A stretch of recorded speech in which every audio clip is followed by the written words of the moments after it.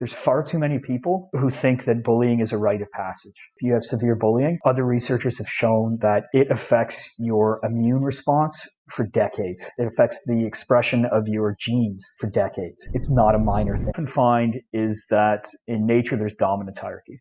So bullying is often confused with the alpha male, beta male, etc. But it's really unusual in dominance hierarchies for number 2 to pick on number 17 in the hierarchy. That's the whole point of a dominance hierarchy. They shouldn't be fighting.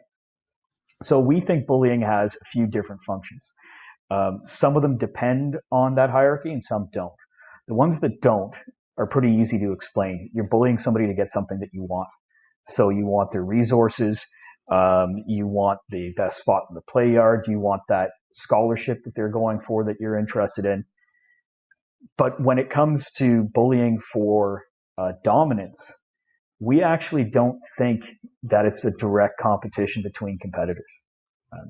Instead, what bullying is, it's a way of signaling how dangerous you are to compete with. So why is number 2 punching number 17?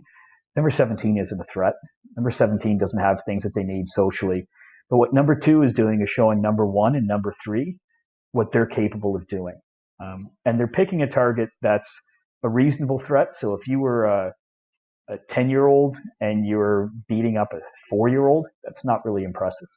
Right? If you're in grade 12 and you're picking on a grade 9, that's not really going to intimidate the other people. But on the other hand, if you're a grade 12 or a 12-year-old picking on a peer, then that's showing your peers what you're willing and capable of doing to other peers. And it seems to be quite effective. Does that mean that bullying is increased when there is an audience of some kind? That's a really great question. A lot of bullying that we've observed happens with an audience. Over 80% of bullying that we've observed.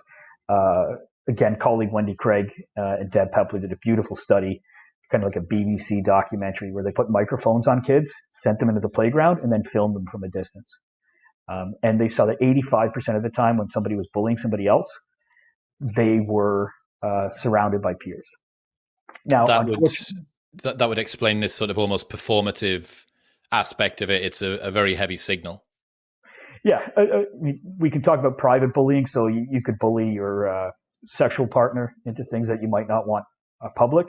But as far as the majority of bullying that you see on the playground, especially and in schools, as well as in a lot of workplaces, is done performatively to show other people what you're capable of and that they should not mess with you.